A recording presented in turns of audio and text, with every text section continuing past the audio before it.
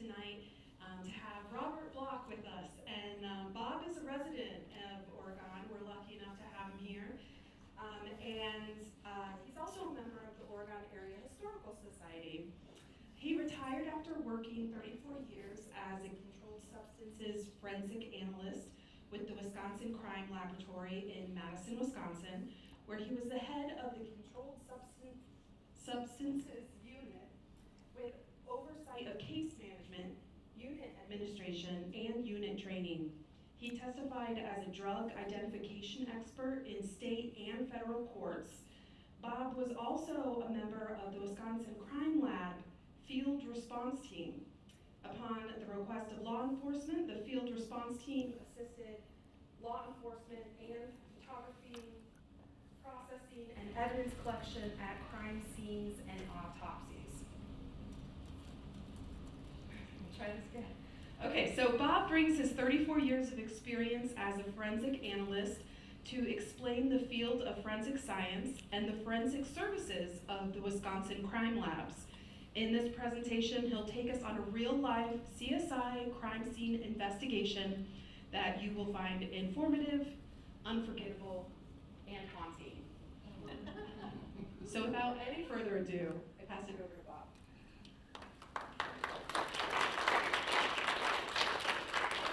Thank you. I always enjoy great introductions like that.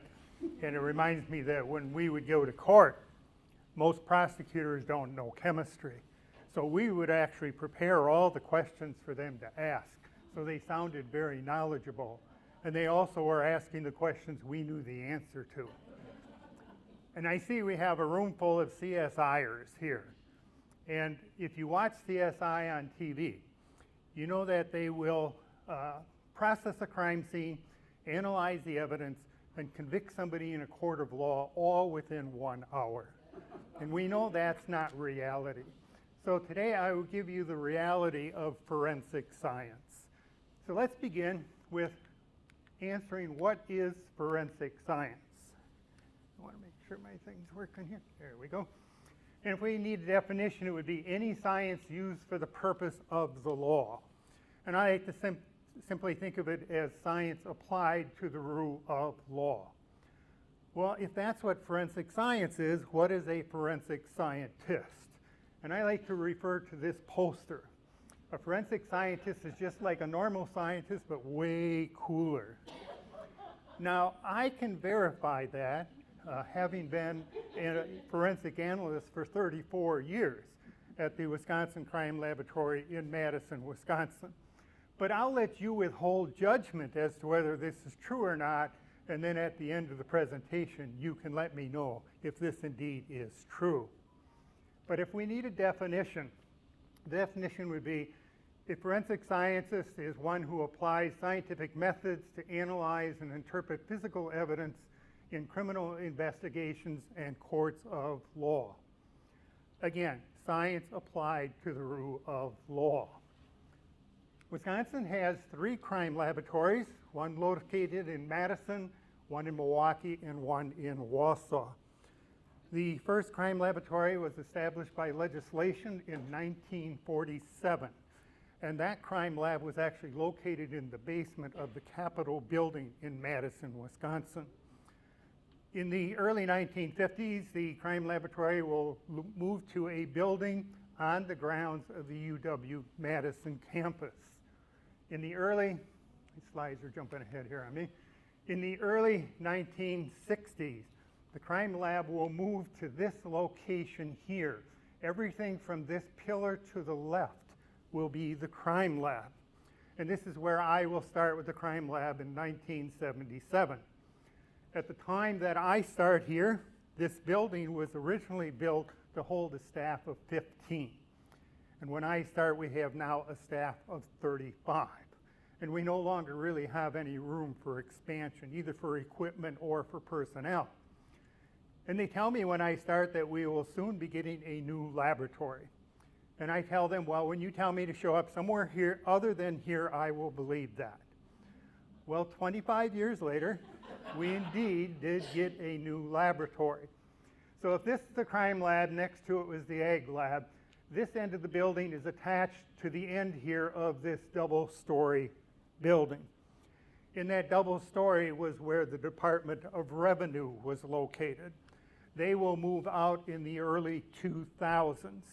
We will then move from the end of that building to this portion of the building, and we will eventually occupy both the upper and the lower floor of this building, greatly expanding our capacity for more personnel and equipment. And that will happen somewhere around 2004, 2005. In 1975, they will build a laboratory in New Berlin to take care of the Milwaukee area or service the Milwaukee area. And in 1983, they will build this location on the south side of Milwaukee. This building has a story of its own.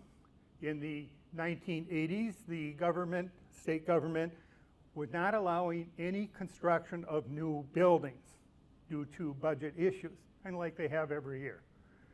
And what they did here was on the south side of Milwaukee, they found a burned out grocery store with one standing wall.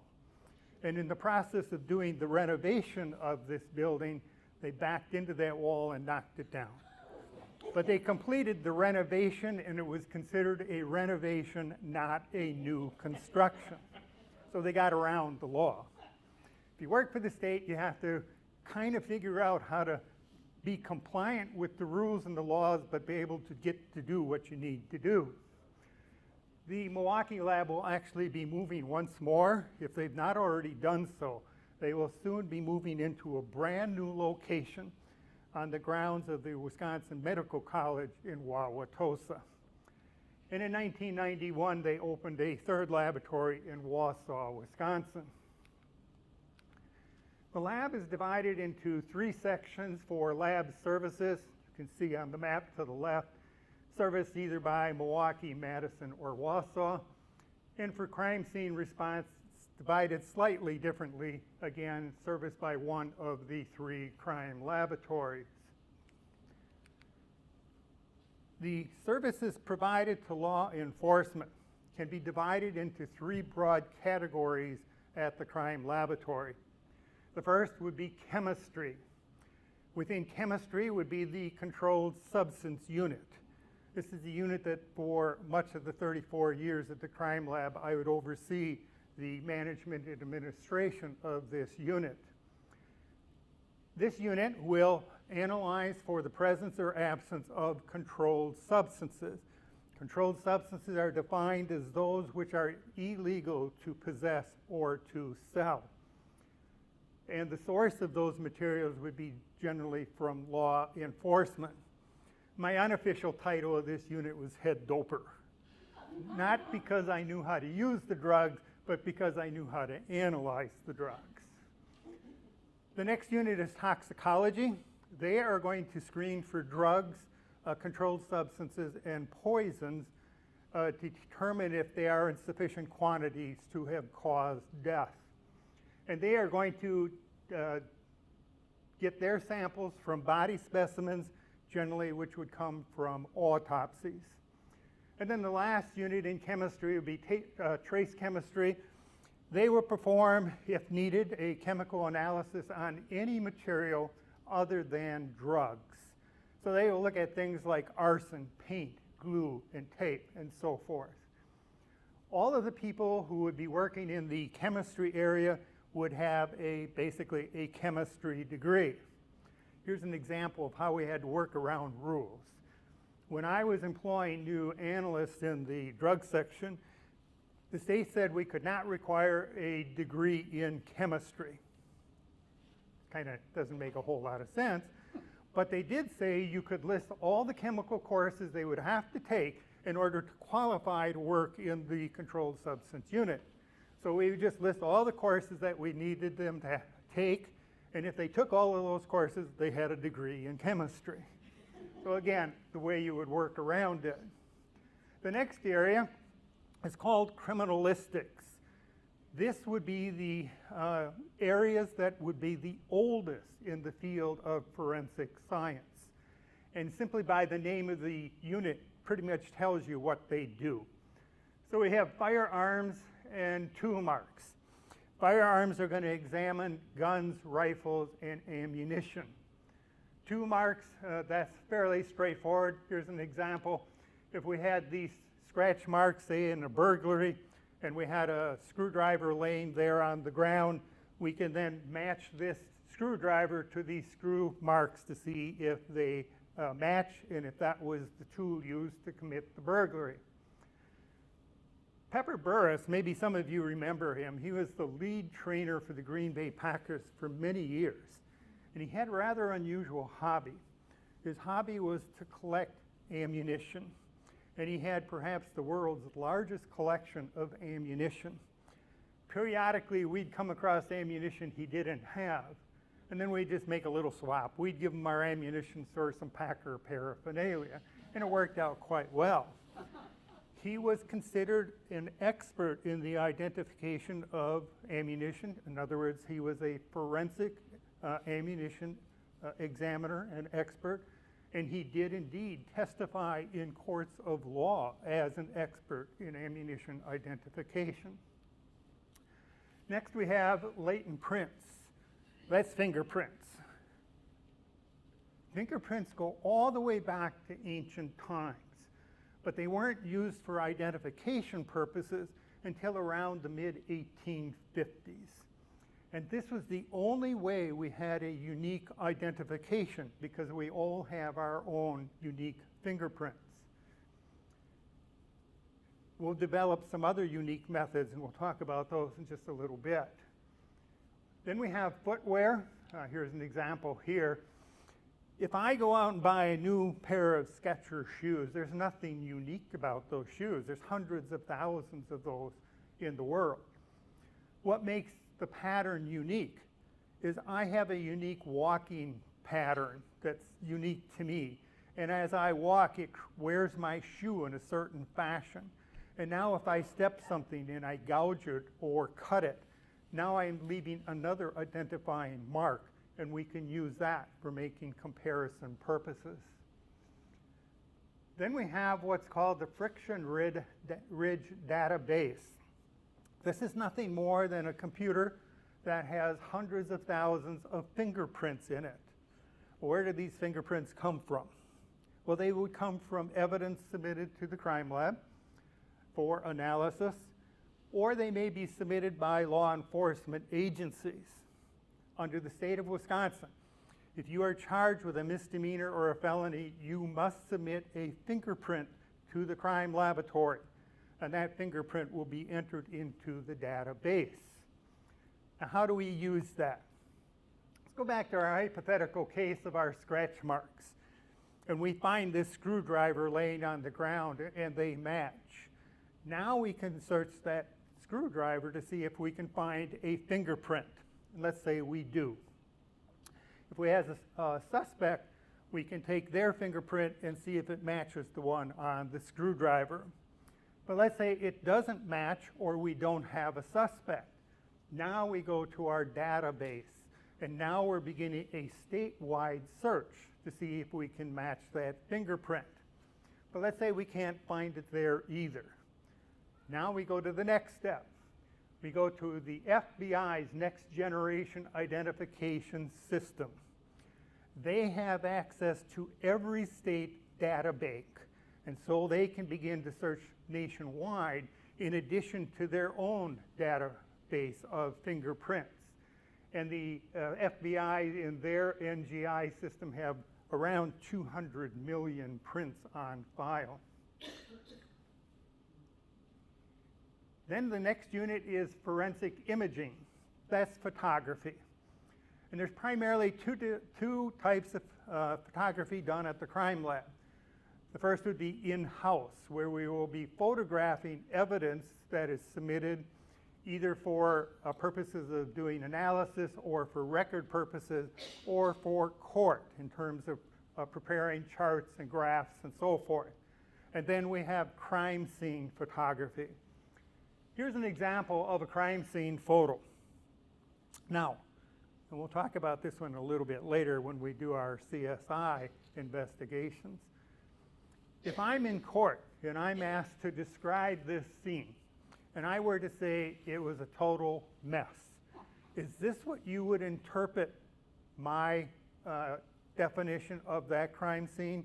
Or would you say, I left my dishes in the sink and I didn't clean my counters, my kitchen was a mess? This is where a photo indeed becomes worth 1,000 words. When you go to a crime scene, you have one opportunity to capture that crime scene in its original state. And once those bodies are removed from that crime scene to go to an autopsy or for an autopsy, the crime scene has now changed. And so the instructions that were given to us by the pros, the photographers at the scene, was film is cheap. Take as many photos as you feel necessary to cover everything in that crime scene. Typically, crime scene photos would run in the hundreds. I think the most I ever took, we had multiple photographers, was over 500 photographs at a single crime scene. But again, you only get one opportunity to do that. And then we have crime scene response. The crime lab is a division within the Department of Justice. Crime lab is not associated or tied to law enforcement. Crime lab analysts do not have any law enforcement authority. They cannot make arrests. They cannot even investigate a crime scene. The only way the crime lab gets involved in a crime scene is upon the request of a law enforcement agency. If they have a homicide, they will contact the crime lab. We will send a field response team. We will photograph that crime scene and record it. We will process that crime scene. We will collect evidence, and we will take it back for purposes of analysis. But it is the law enforcement's job to do the investigation. We'll assist them with the analysis of the evidence. And then the last unit, this is what crime vans look like today. This is a mobile unit. They look like an ambulance. It's a mobile unit, has everything that they would need to process a crime scene, including generators where we could have our own source of power for lights so we could work all night long if we have to. And there have been many times when I would have worked all night long at a crime scene. The last unit of service would be one that we all know about now, DNA. The development of DNA totally changed the field of forensic science, because now we have a second way of making a unique identification. DNA started in private labs, and they developed it. Then the FBI began doing their DNA, and eventually the state crime labs caught up and started doing DNA as well. Don't ask me how they create these DNA profiles. I don't know how that's done. I'm not a biologist or a DNA analyst. All I know is they create a DNA profile, and once they create that DNA profile, they will do a statistical analysis, determine probability.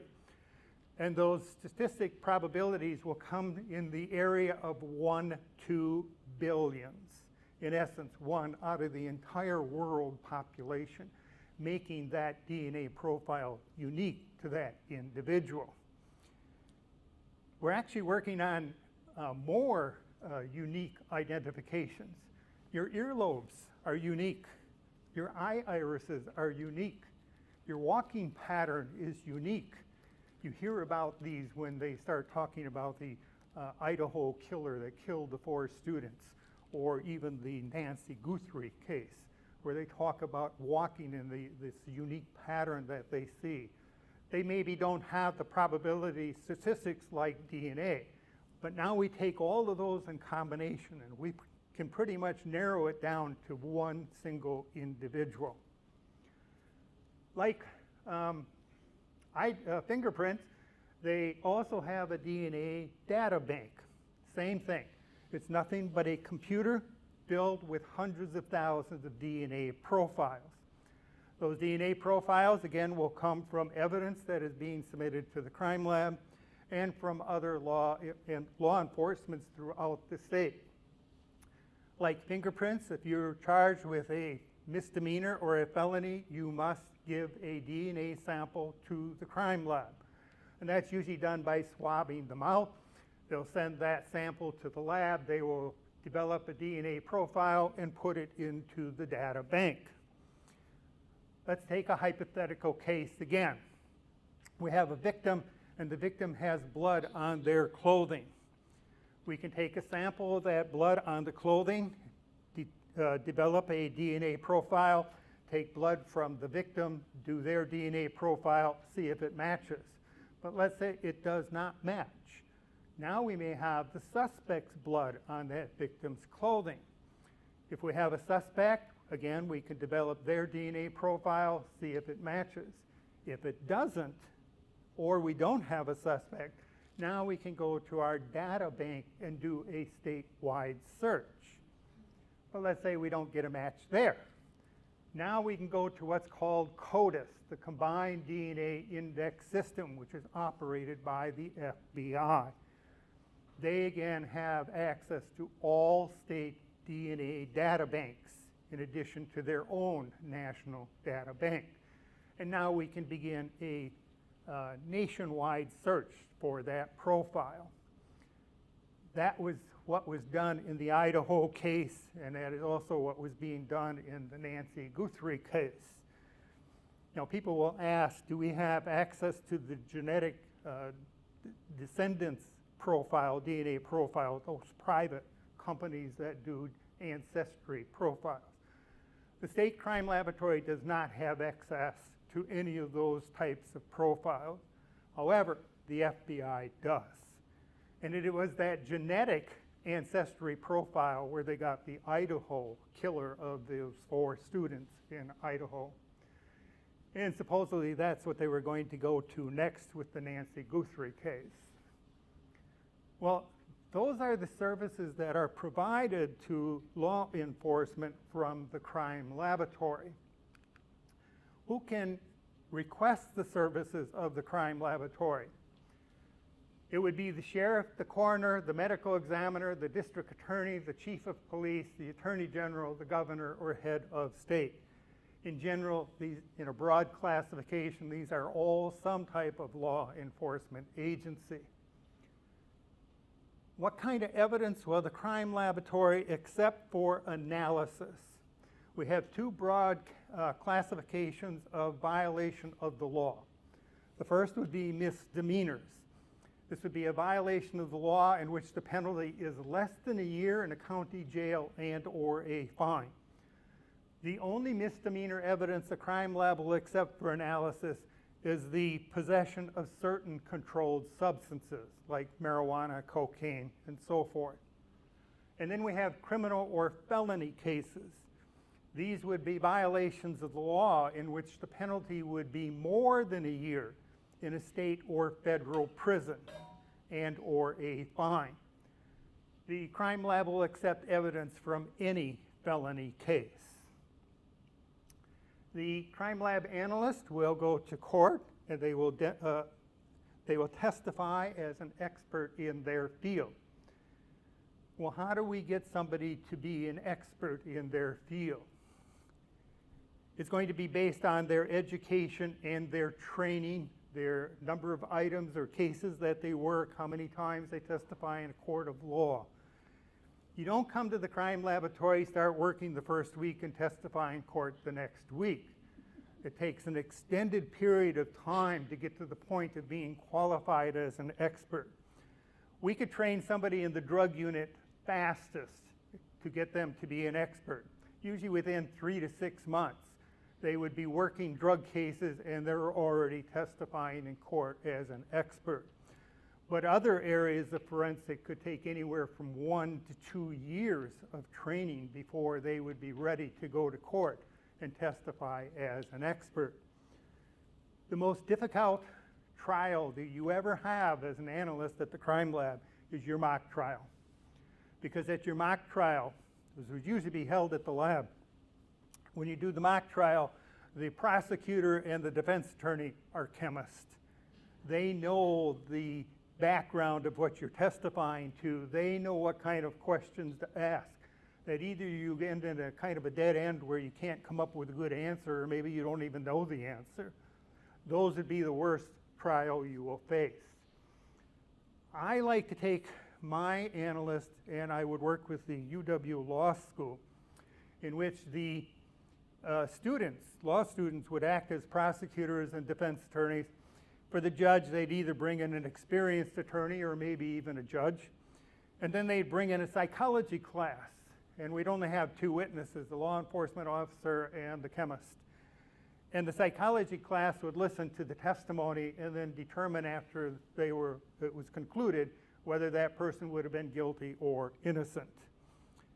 I had a new trainee that I was doing this with, and the prosecutor was asking his questions, and of course he sounded quite knowledgeable because this is what we would typically do, give them the questions to ask to make sure they were following the procedure of analysis, and that they were asking, did we come to a conclusion to a reasonable degree of scientific certainty. And so he asked his questions of the witness, and then the defense started asking their questions, and it became quite obvious that the defense kind of knew some chemistry. And the prosecutor turned to me, excuse my language, says to me, "You asshole." Because what he didn't know was I was helping the defense attorney as well as I was helping him. And I just kind of waved and said, "Don't worry, I've given you all the questions to ask on cross-examination to cover anything that they asked." When we got done, the analyst, as we left the courtroom, was mad at me. She said, "You set me up." And I said, "No, I didn't set you up." I said, "That's the reality of court. And you did an excellent job. You are ready to testify in court." So that was about as real as you could get, because it's all set up just like a courtroom with the judge's stand and the witness stand. And so it played the role of reality and did a very good job of training and preparing them for court. Well, that covers all the, I guess I got one more thing here. In my 34-year career, I would estimate that I probably had in excess of 15,000 subpoenas for court. I put them on my calendar, forget about them. And then a few days before the trial would go, we would call and see, is the court still going? And if it did, then out the door we'd go. And I would estimate I went out that door probably 1,500 times. Once you get to court, you never know what's going to happen. They may plead, they may stipulate to your testimony. Maybe the defendant doesn't show up. But for whatever reason, the court gets canceled. And I would end up ultimately testifying 500 times as an expert in both state and federal court. Now, that takes care of the services of the crime labs for law enforcement. As a drug analyst, we would routinely do thousands of drug cases and items. It was routine to do marijuana, cocaine, LSD, any of the drugs that were popular at that time. I could probably have done marijuana analysis in my sleep. But it was always kind of fun to get some cases that were unique in terms of chemical identification. So let me just cover a couple of those that I had over my career. So here's the first one that I call pizza lawsuit. Portage PD, the officer comes in with a pizza. And I said, "Well, is it time for lunch?" And he says, "No." He said, "This is case evidence." I said, "Okay, what's the story here?" He said an individual goes to the convenience store and he buys a frozen pizza. He takes it home and he cooks it. He eats 3 or 4 of the slices, he gets sick. He goes to the hospital. They do just a routine drug screen and it comes back positive for cocaine. He is now threatening to file a lawsuit against the manufacturer of that pizza and the convenience store. So the officer says, "Well, can you analyze this for the presence of cocaine?" I said, "Sure, I can give a shot." And now that's pretty simple and straightforward, but now he said, "And then can you tell me, was that cocaine on the pizza before it was cooked or after it was cooked. That gets to be a little more tricky. Now, this is what I did. I looked at the pizza, I looked at him, and I said, I don't need to do an analysis. It was put on the pizza after it was cooked. Now, he goes, really? How do you know that? I said, well, I'm a good chemist. This is how I knew it. When he brought the pizza in, on the top of this pizza was white, solid chunk material like this. That was crack cocaine or cocaine base. The minute I saw it on the top of the pizza, I knew it was crack cocaine without any chemical analysis. I'd eventually take a sample of that, confirm indeed it is cocaine. But I also knew this. Cocaine base melts at 97 degrees centigrade. When you cook a pizza, you cook it at around 400 degrees Fahrenheit, which is around 212 degrees centigrade. If that cocaine base had been put on the pizza prior to it being cooked and then cooked, it would have all been melted and blended into the pizza. But the fact that I could see the solid and it slightly melted underneath meant it was put on a hot pizza that had come out of the oven, but it was put on after it had come out of the oven. Needless to say, there was no lawsuit filed. I probably should have claimed something for the manufacturer that I just saved them a lot of money in a lawsuit, but I didn't do that. Here's the next one. Coke in a cola. State Patrol had information that there was going to be a delivery of cocaine from Chicago to an Indian reservation in northern Wisconsin. They spot the car south of Fond du Lac, they stop it, they take the two individuals out, they search the car, they find no drugs. But before they let these two men go, they bring in the drug dog. He immediately hits on a paper soda cup in the cup holder. They now remove the lid. The cup is about a third full of a dark cola and contains an empty plastic bag. They bring it into the lab and they say, can you analyze this for the presence of cocaine? I said, sure, I'll give it a shot. How long is it going to take? I said, give me an hour. So I go back, and in about an hour I come back out and I say, yes, indeed, it contained cocaine. That was the easy part. The next part was, can you tell me how much cocaine was in that soda? Well, that becomes a little more difficult. That requires a quantitation. I said, well, that'll take a little longer. I'll call you with the results. I did the quantitation. I called them back and I said, well, it contained at least 1 ounce, but not more than 2. And that was the information they had, that it would be 1 to 2 ounces of cocaine being delivered. So it confirmed what they had heard.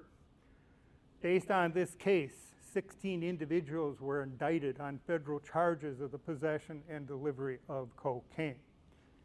I didn't go to any trials on this, which tells me that in all probability they were plea agreements and it never went to court where I had to go and testify.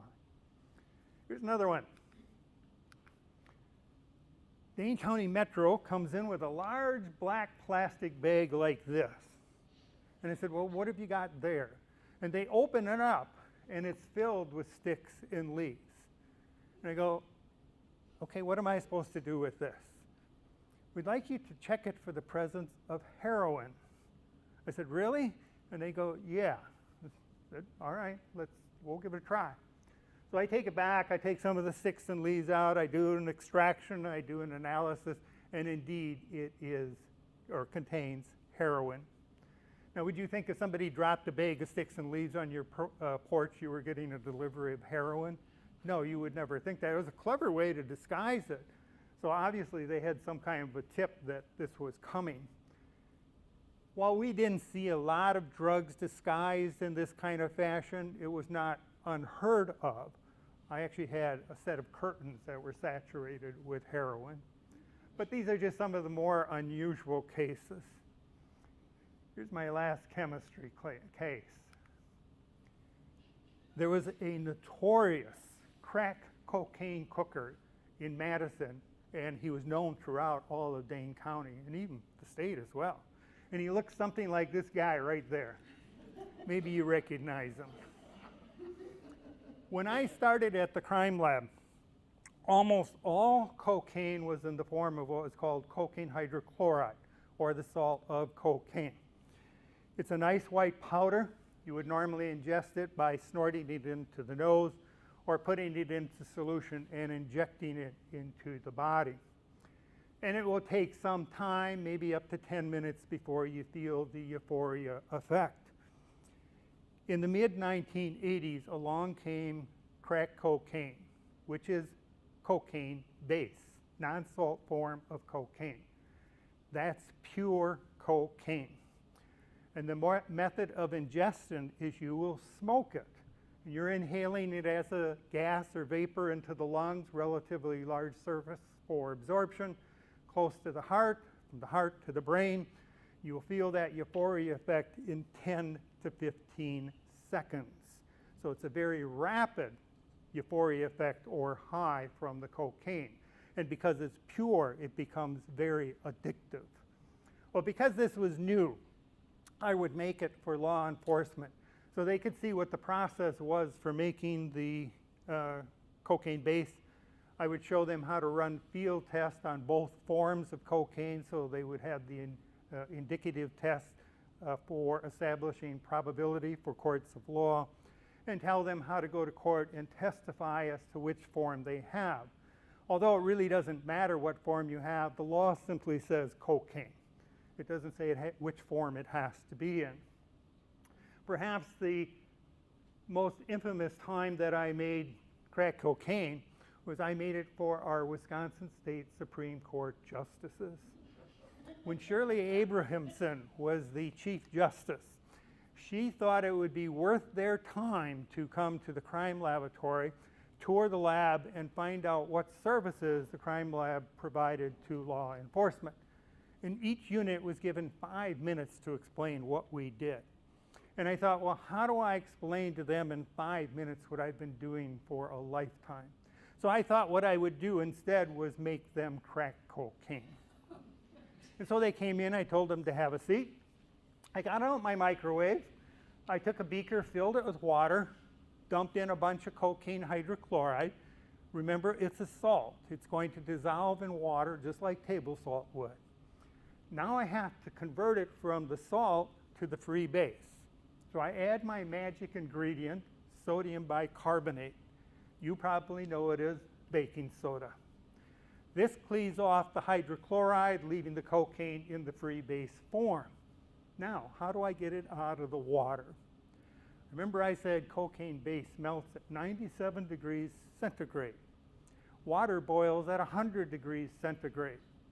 So I'll take my beaker, put it in my microwave, and I begin to heat it. And as I approach the boiling point of water, that cocaine base will form an oil, and it will float on the top of that water.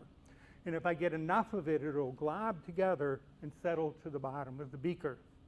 Now all I have to do is take that beaker, set it on a table, let it cool down. It will solidify into a white solid, kind of like what you saw that was on the pizza. Now I had ways of speeding that up by adding cold water and doing some stirring and mixing. But the long and the short of it is I went from cocaine hydrochloride to crack cocaine in 3 minutes. And one of the justices said, "It's that easy to do?" And I said, "Indeed, it is that easy to do." They thought this was some difficult chemical process that could take hours or maybe even days to do, and just realized how simple it was to go from one form to the other.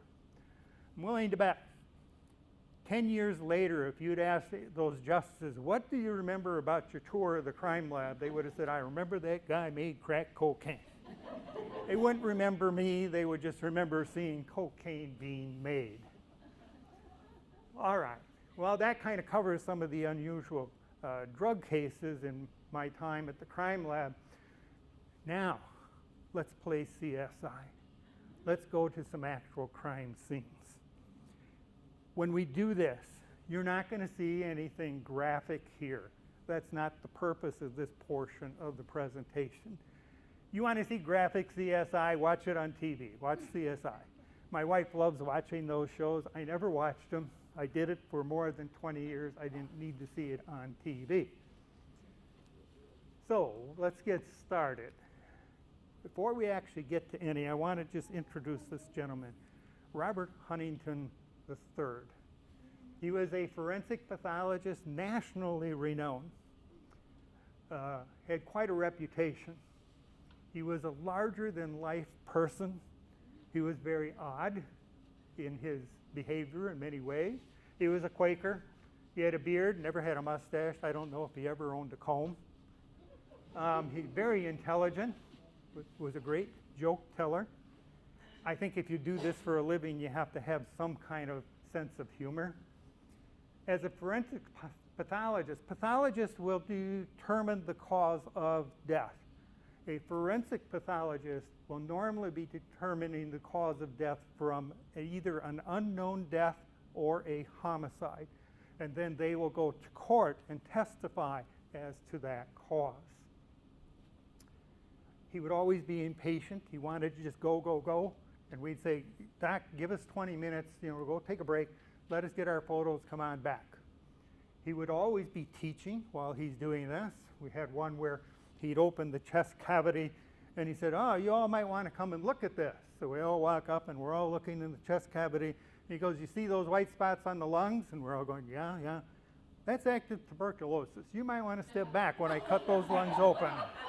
Needless to say, we all ran out of the room.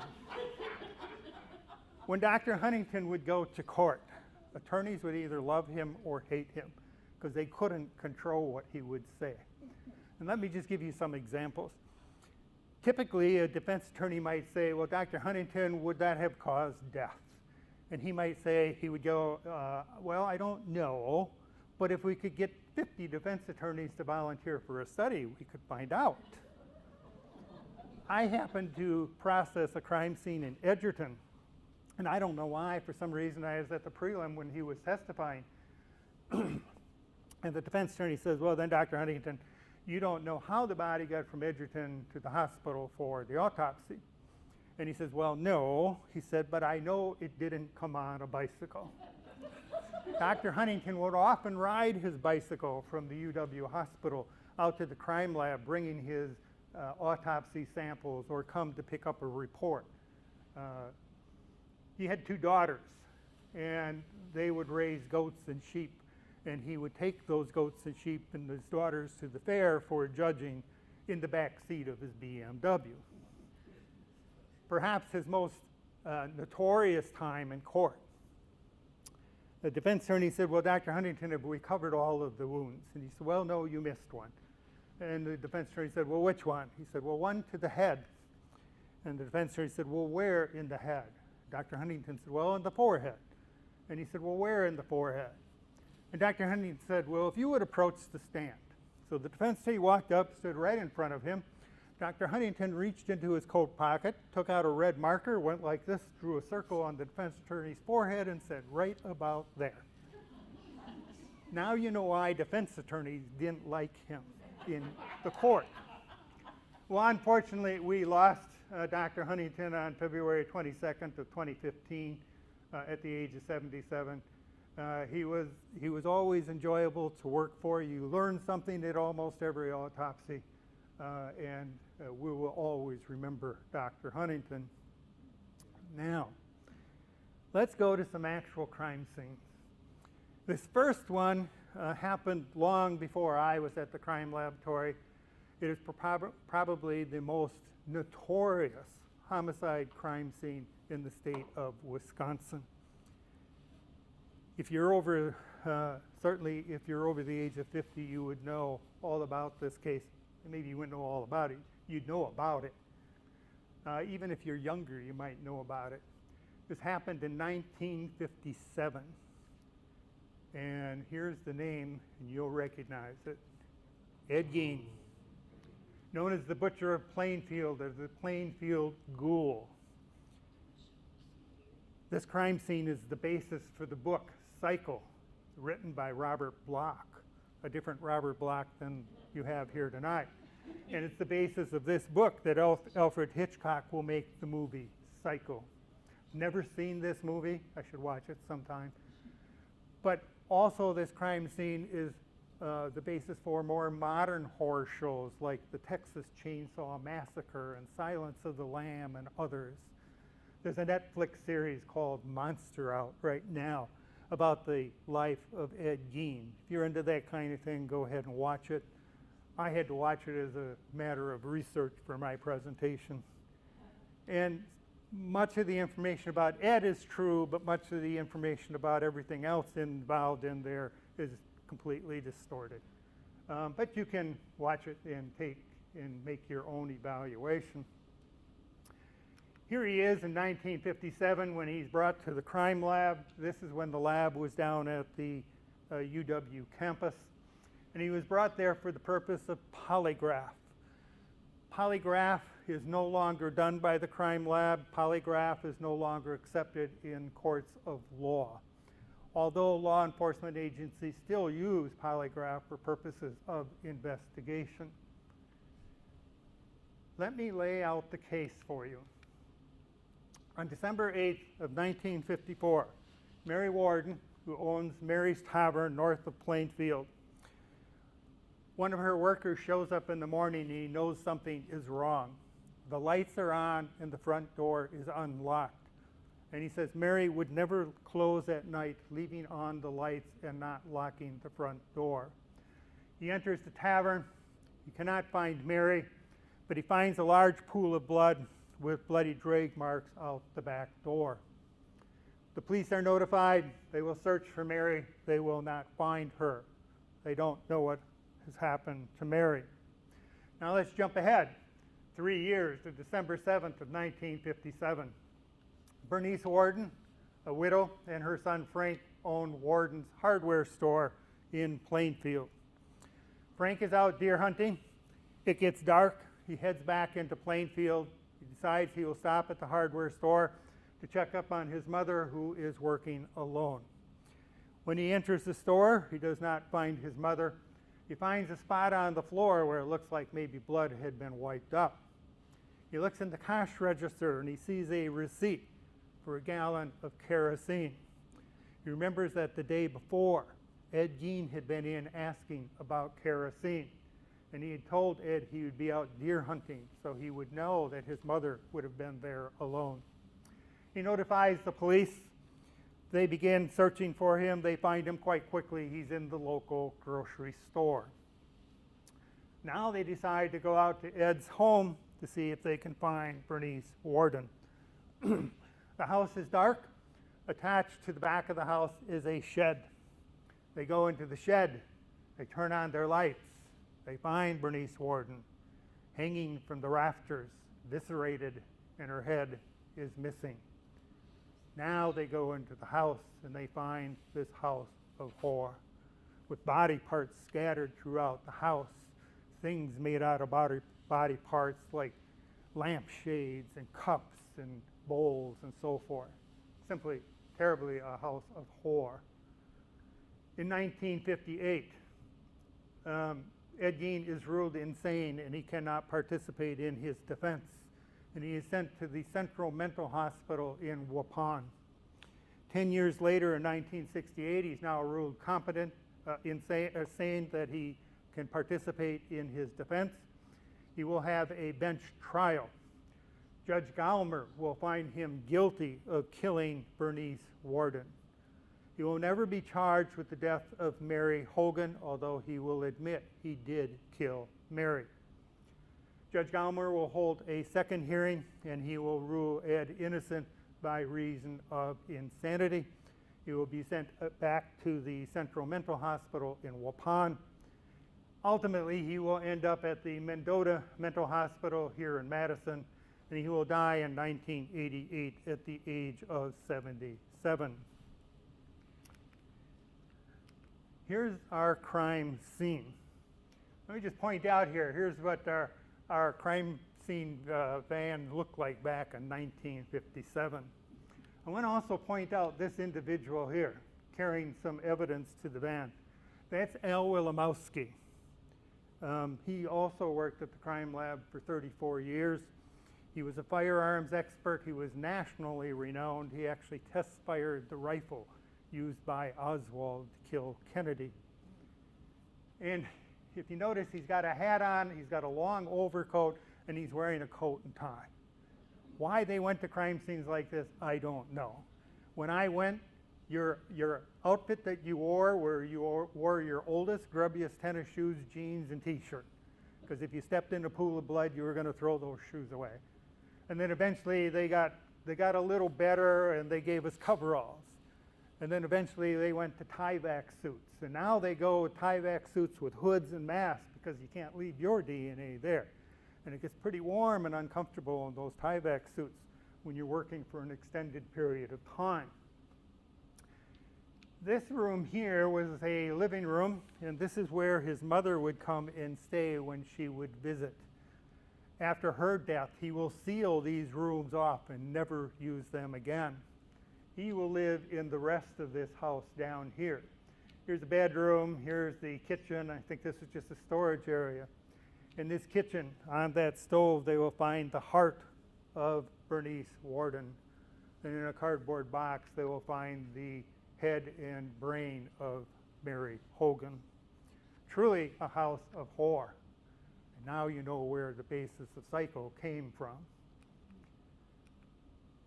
They were going to hold an auction to sell the property and belongings of Ed Gein. You can see what kind of a circus attraction and curiosity they had at this scene to try and see what it was that he had here. The night before the auction, the house will burn to the ground. The police will assume it's an arson, but they'll never investigate it. And the rumor is that the citizens of Plainfield burned this to the ground, so indeed it would not become a curiosity attraction. Well, that's the story of Ed Gein. That's going to be the most graphic one we talk about. Let me just lighten things up a little bit. When I watched the Netflix series, I was reading some comments, and one individual told his story that he was driving down the road and he sees a hitchhiker standing on the side of the road. So he pulls over and he picks up the hitchhiker and continues down the road. And the hitchhiker said, "I'm surprised you picked somebody up like this." He said, "How do you know I'm not a serial killer?" The driver looked at him, he had a big smile, and he said, "Well, I wasn't too worried about it." He said, "What's the likelihood of having two serial killers in the same car at the same time?" All right. I just wanted to kind of make things a little bit, change the pace here. Let's cover another crime scene. If you're from the Madison area, you might remember this. Barbara Hoffman, the double black widow killer. Barbara is a biochemistry senior at the UW-Madison. She's 25 years old. She will drop out her last semester of school, and she will go to work at a massage parlor on the east side of Madison. She will then leave there, and she will work for an insurance agency. While she's working at the massage parlor, she befriends two men, maybe more, but at least these two. Harry Berge, who's 52 years old. He works for Uniroyal just down the road here in Stoughton. That plant is no longer there. And Gerald Davies, who's a 31, and he's a UW shipping clerk. And they don't know about her relationship with the other. She leaves the massage parlor and goes to work at an insurance company. She takes out a $35,000 life insurance on Harry Berge and a $750,000 life insurance on Gerald Davies. On December 24th of 1978, she will go to Gerald Davies and ask him to help her to move a body that she found 2 days prior in her apartment. He will go over there, he'll find a body behind a dumpster. He will help her move that body to the Black Hawk Ski Club north of Middleton. The next day, December 25th, he's feeling guilty about this. He goes to the Madison police and he tells them what he has done. They found this very weird, very odd, hard to believe, but they will go with him out to the Black Hawk Ski Club, and indeed they will find the body of Gerald Davies. An autopsy will be performed, toxicology samples will be run, and they do not determine a cause of death. It looked like he'd been hit in the head about 5 times, and they initially say that may have been what caused his death. Gerald Davies will testify against Barbara Hoffman. She will be charged with the death of Harry Berge, and she'll go to court on January 18th of 1979, and based on Gerald Davies' testimony, she will be charged with the murder. And on January 21st, she will post a $15,000 bond, and she is released awaiting trial. Now, on March 24th, 1979, Gerald Davies will send a letter to all 3 newspapers in Madison and to Barbara Hoffman's attorney and say, regardless of what I testified to at the preliminary hearing, Barbara did not kill Harry Berge. Huh. Who did? We don't know. The very next day, March 25th, Gerald Davies is found dead in his bathtub with a bottle of Valium sitting on the edge of the tub. Again, autopsy is performed, toxicology samples are analyzed. Indeed, they find Valium in the body of Gerald Davies, but not in sufficient quantity to have caused death. Remember Al Wilimowski? He happened to be walking past the toxicology unit one day, and he says to the toxicologist, "Did you determine what killed those 2 guys?" And he says, "No." And Al just offhandedly says, "Did you check for cyanide?" And he said, "No, I hadn't." So he goes back and he checks the samples from Gerald Davies, and he finds 2.5 times the lethal dose of cyanide in Gerald Davies. Well, that only raises questions then about Harry Berge. So he goes back and he checks those samples, and he finds 35 times the lethal dose of cyanide in Harry Berge. Barbara is now charged with the murder of both Harry Berge and Gerald Davies, and she will go to court in 1980. And this will be the very first homicide trial televised in the state of Wisconsin. And on June 28th of 1980, they will find her guilty of killing Harry Berge, but innocent of killing Gerald Davies. Why? I don't know. He had the $750,000 life insurance. I once had a judge tell me in court, there are 2 things you will never know what is on the mind of a jury: what they are thinking and how they will rule in a court of law. And this is a classic example of that. We'll hear another one a little bit later. Following her conviction, sometime after her conviction, she's asked to make a statement about her conviction. And she will say, "I am not guilty of the crime that I have been accused of and been found guilty of." What was she saying in this message? Well, there's all kinds of conspiracies on how all of this went down. Who maybe have killed Harry Berge, who killed Gerald Davies. And some of those conspiracies have some good basis for what they say. And I'm not going to go into the details because we don't have time. I can tell you afterwards if you want to know. But what she was telling me was the jury got it wrong. I did not kill Harry Berge, but I did kill Gerald Davies. They got it just backwards. I guess it really doesn't matter. On July 2nd of 1980, she was sentenced to life, and she is still in prison today. Next case. The Coons family murder. Maybe some of you remember up in Lodi, we have a Father Coons that was killed in his parish. And that crime to today has never been solved. And that's totally separate from this Coons family murder. This takes place outside of Wausau in a very rural area. Everything you've seen up to this point is simply a replica or representative of what the crime scenes look like. This is an exception. This is the actual crime scene that we're seeing here. You can see it's very rural. And this is the only one that I remember the exact date that it happened, July 4th. I don't remember the year, but I remember July 4th. Because I'm home, celebrating the holiday, and I remember it's extremely hot, and we get this call of a homicide crime scene up in Wausau, and away we go. Let me lay this case out for you. We have Kenny Coons. The night of July 3rd, he goes to the fireworks in Wausau. And he sleeps at the cheese processing plant that he works at that night. The next morning, July 4th, he goes home, and this is what he sees.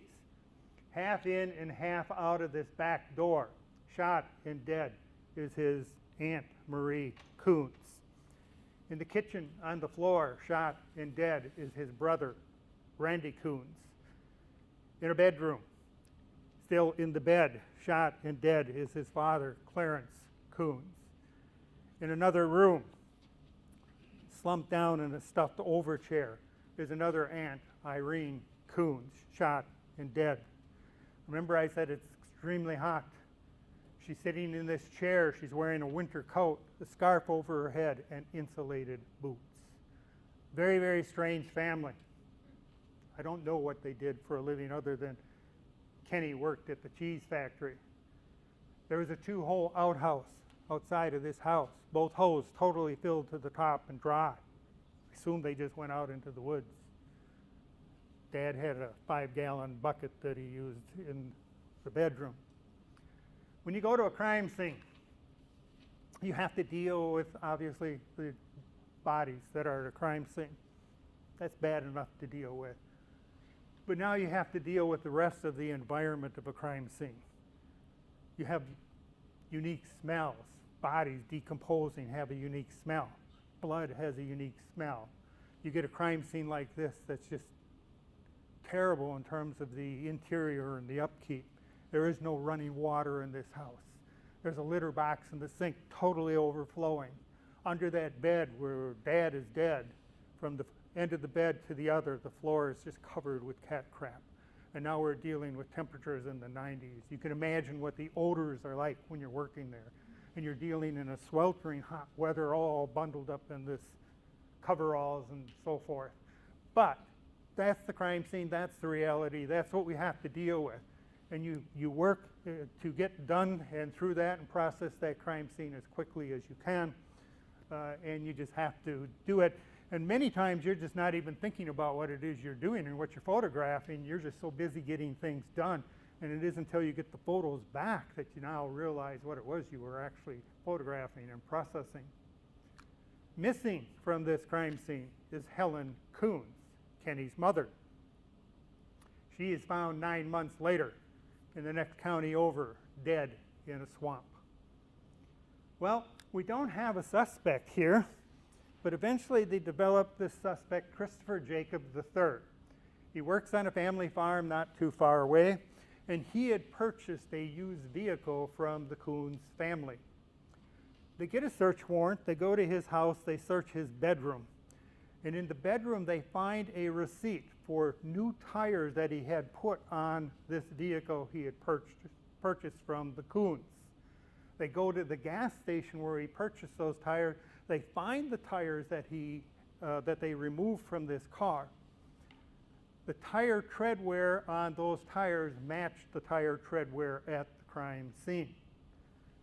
Christopher also has a pile of shell casings in his bedroom, and they find one shell casing in that pile that matched the shell casings from the crime scene. He is charged with the murder of all 5 Coons family members. He will go to trial in October of 1988. The jury will find him not guilty of all 5 murders. Why? Why did they ignore the tire impressions? Why did they ignore the shell casing? I don't know.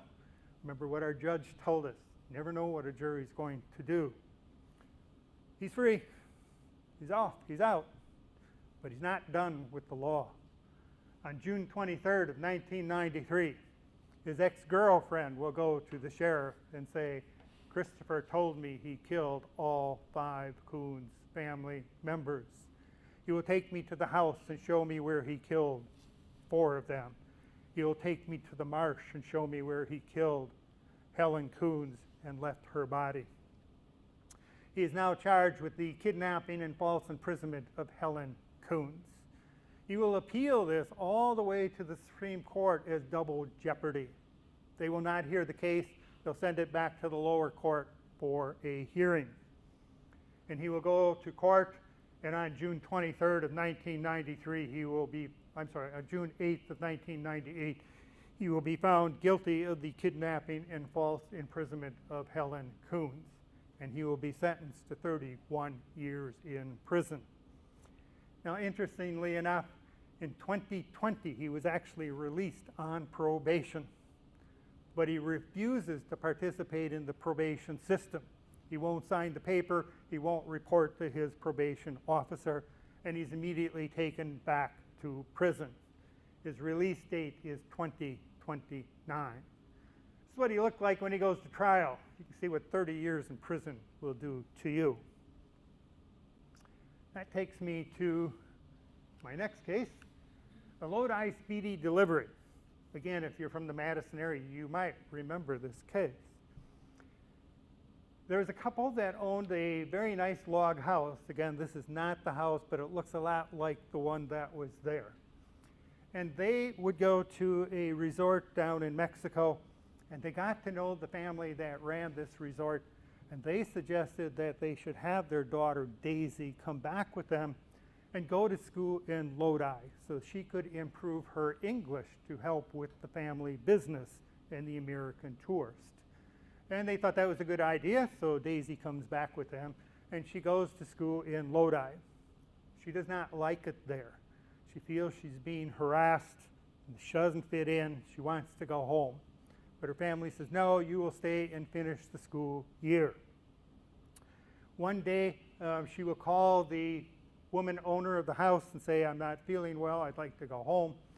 She said, well, I have things I have to do until 1:30, but I will send my sister to pick you up. And she does, and she takes Daisy home and drops her off. The owner will come home then at 1:30. She will find Daisy dead, half in and half out of a half bath. And normally for larger counties like Dane County and Milwaukee County, we wouldn't get involved because they're a big enough agency, they'll do their own crime scene. But they asked if we would come and just process Daisy's body in the bathroom. And we said, okay, fine, we'll do that. So I go and I photograph the body, I photograph the bathroom, and we actually find a bloody fingerprint in that bathroom.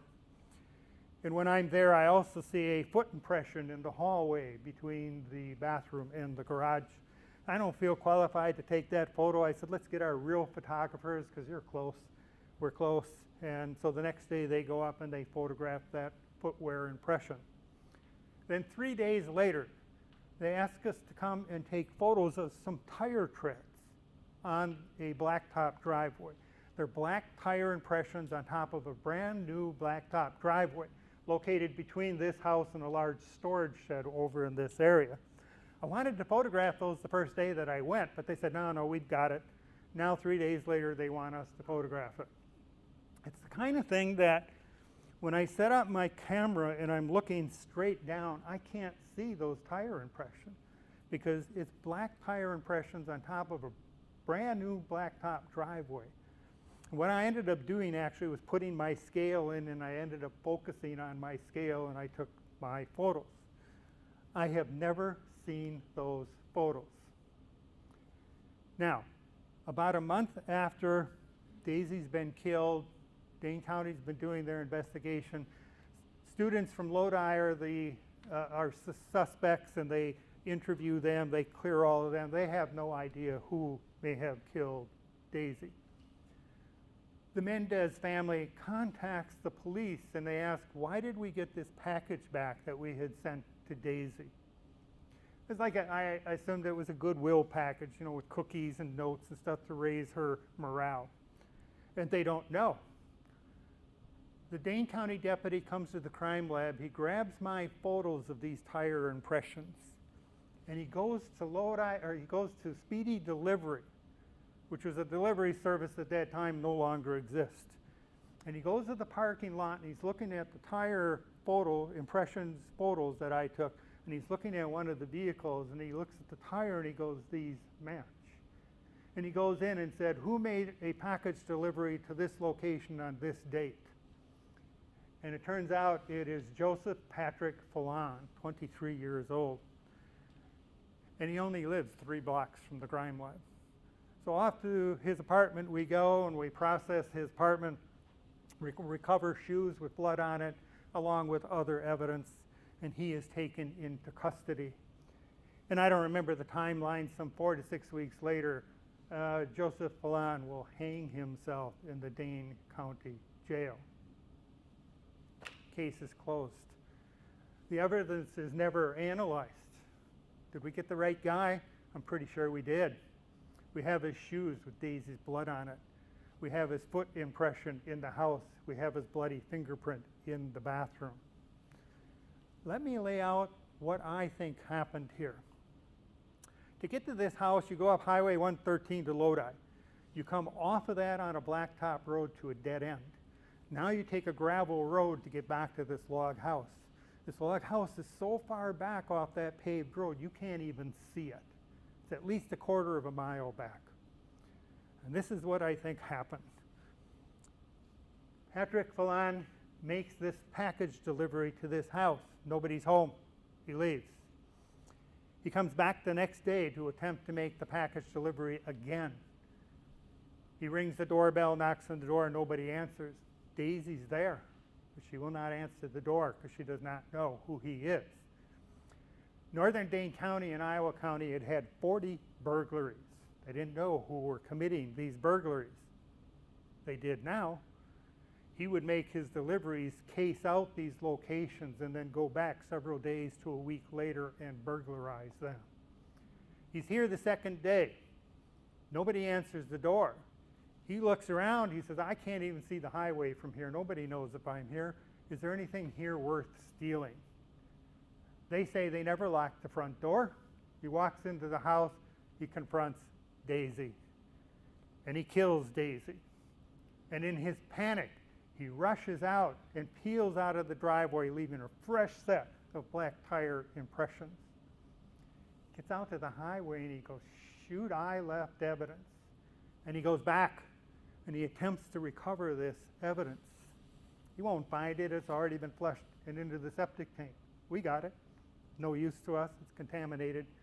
But in his frustration, he tears off the toilet seat. He grabs the wireless phone. And again, in his panic, he peels out, leaving a second set of tire impressions. He will admit that he actually threw that toilet seat and phone into a dumpster in Lodi as he made the rest of his deliveries. If he had simply taken his time and slowly driven out, we maybe would have never even suspected that it had something to do with a package delivery. Law enforcement does a good job of investigating and solving many, many crimes. But a lot of them are solved because of the mistakes made by those suspects that ultimately lead to their arrest and conviction. Here's the last one I'm going to talk to you about today. This is called the Reedsburg Paranormal Crime Scene. Maybe you're like me. Maybe I didn't believe in paranormal. I said I'll believe it if it ever happens to me. And I've had 3 paranormal experiences, so yeah, I kind of believe it. And I'm not going to cover the first 2. I can tell you about those later. We'll just talk about this one. This happens on November 7th of 1983. Aaron Douglas is 16 years old in Reedsburg. The majority of crime scenes never conveniently happen between 8 and 5 when you're working at the lab. You go and you put in your 8 hours, you go home, you have supper, you watch TV, you go to bed, and then the phone rings. And that's what happens here. We get here at 11 o'clock at night. First thing you do is you photograph the bodies so they can be removed to be sent off for autopsy. And we did that. We were there until 3 o'clock in the morning, go to a hotel, get a few hours of sleep, come back the next morning at 8 a.m. There's a deputy standing outside the back door, keeping the scene secure. And the other 2 analysts, crime lab analysts, are across the street looking for a bullet that had gone through the wall of the house. I go into the house. It's empty. I'm the only one there. I get my camera and I hold it in front of me. I'm standing in the kitchen doorway looking off at the front door. Before I ever take my first photo, I start to hear screaming. I hear gunshots. I'm watching this crime scene. I see Aaron come up from downstairs. He goes over here and he shoots his mother on the sofa. He then shoots one of his sisters at the front door. And I hear the little sister, the 6 or 8-year-old, I hear her stops running down the hallway and she's screaming and he takes off after her. And at that point I'm going, this is just too weird, I got to get out of here. And I leave the house, I don't say anything to the deputy, go across the street, I don't say anything to them. Indeed, they find the bullet had bounced off the garage door. And now we go back, we all go into the house to finish our processing, everything is quiet. Now, I never told anybody this story at the crime lab. There's actually somebody here today from the crime lab that was there when I worked there. And when I did this in Pittsburgh, there were 4 analysts there that had worked at the crime lab. And this is the first time they've actually heard this story.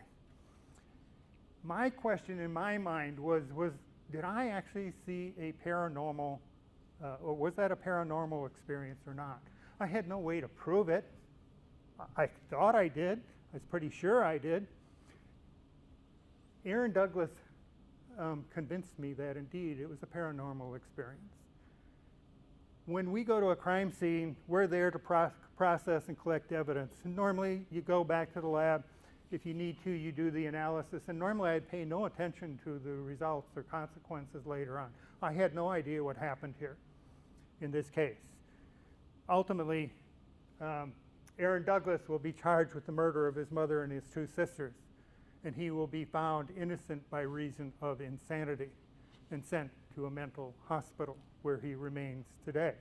Although in 1993 a judge did rule he could go to a halfway house, but that never has happened. He's still in the mental hospital.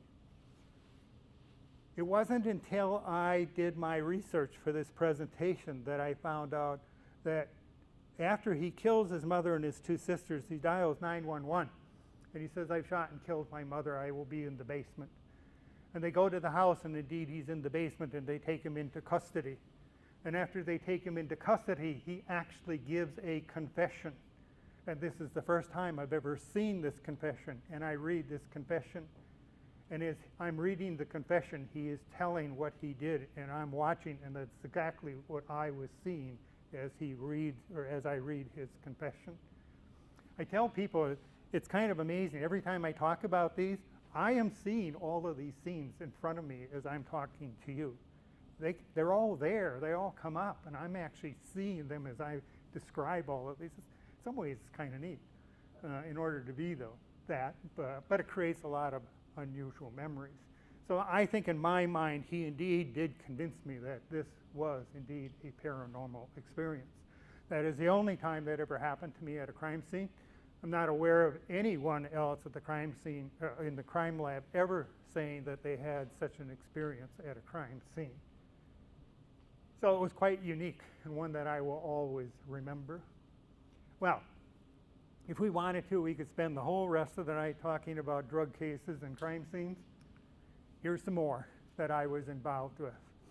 Over the years, I will have processed over 150 bodies at crime scenes and autopsies. Let me ask you this question. Is it true? Yeah. It was a fascinating career. I enjoyed what I did. It was a nice mix. I was able to work as a chemist at the bench. I had administrative responsibilities, did lots of teaching for law enforcement, prosecutors, and state judges, and wrote articles and gave presentations at state and even national and international conferences. So it was a great career. I enjoyed it. The services of the crime lab, the information that I gave you comes from this book, Division of Forensic Scientists, a Science Evidence Handbook, that is made available to all law enforcement. If you want to read it, you can go online. That's where I went and got the information for this. I just want to point this out. The Netflix series on Ed Gein. In the Netflix series, he has a girlfriend. And if you watch the series, she's a very good-looking blonde. And in the series, she will go and actually move in with Ed Gein in his house. This is his real girlfriend. This is Adeline Watkins, not a really good, attractive blonde. And she will tell you that she never went to Ed Gein's house. Ed would come to her mother's house to visit her and her mother. And they had a short time, I wouldn't even call it a romance, they would go out to a movie and stuff for a period of about 7 weeks. And in the series, Ed Gein will have an affair with Bernice Warden, the owner of that hardware store. That never happened. So you can see when I talk about distortions that it is quite distorted. So I'm going to finish there.